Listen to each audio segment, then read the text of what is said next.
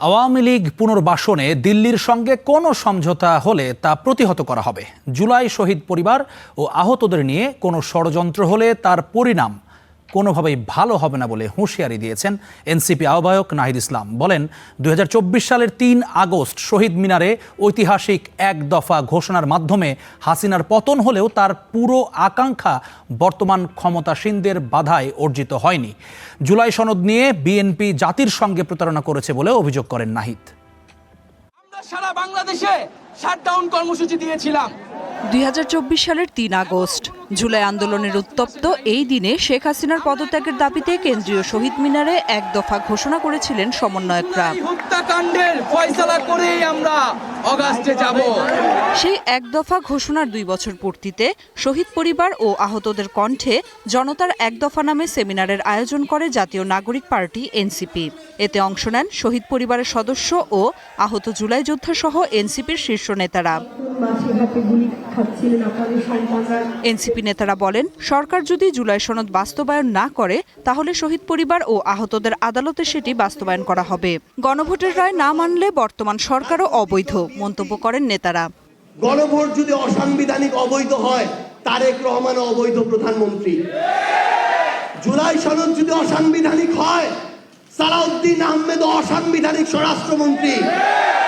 আমার এই গণভোট যদি অবৈধ হয়, বিএনপি সরকার অবৈধ সরকার। আপনাদের এই কণ্ঠটুকু জারি রাখবেন। যে জায়গায় আপনি বসেছেন এটা আপনার চেয়ার না, এটা বাংলাদেশের শহীদ এবং শহীদ ফ্যামিলি এবং আহতদের চেয়ার।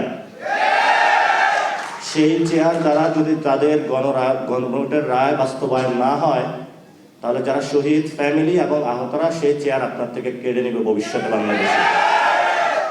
আয়নাঘরকে পতিত বলেন কেমন করে?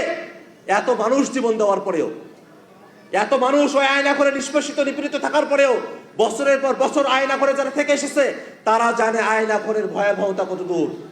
আলোচনা সভায় প্রধান অতিথির বক্তব্যে এক দফার ঘোষক নাহিদ ইসলাম বলেন, শহীদ মিনারে ঘোষিত এক দফার মাধ্যমে হাসিনার পতন হলেও সেই দাবির যে আকাঙ্ক্ষা ছিল বর্তমান ক্ষমতাসীনদের কারণে তা বাস্তবায়ন সম্ভব হয়নি। যারা আজকে জুলাই সনদ বাস্তবায়ন করছে না, যারা আজকে গণভোটের গণরায় বাস্তবায়ন করছেন, তারা শহীদ মিনারের সেই এক দফার ঘোষণা সেই দিন সেটাকে আংশিকভাবে সমর্থন করেছিল, কিন্তু তারা পরবর্তীতে সেটার সাথে বিদ্রোহ করেছে। বিএনপি জুলাই সনদ নিয়ে জাতির সঙ্গে প্রতারণা করেছে উল্লেখ করে নাহিদ বলেন, বর্তমান সরকার ঐক্যের কথা বললেও তারা নিজেরাই দেশে অনৈক্য তৈরি করছে। তারেক রহমান ক্ষমতায় হয়তো 5 মাস 6 মাস, কিন্তু অন্তর্বর্তী সরকারের সময় থেকেই তার এবং তার দলের একটা ভূমিকা ছিল। সেই ভূমিকাটা ছিল সংস্কার যাতে না হয়, দেশের যাতে কোনো পরিবর্তন না হয়। এনসিপির আহ্বায়ক আরও বলেন, সরকারের ব্যর্থতার কারণে দেশে অস্থিরতা বিরাজমান।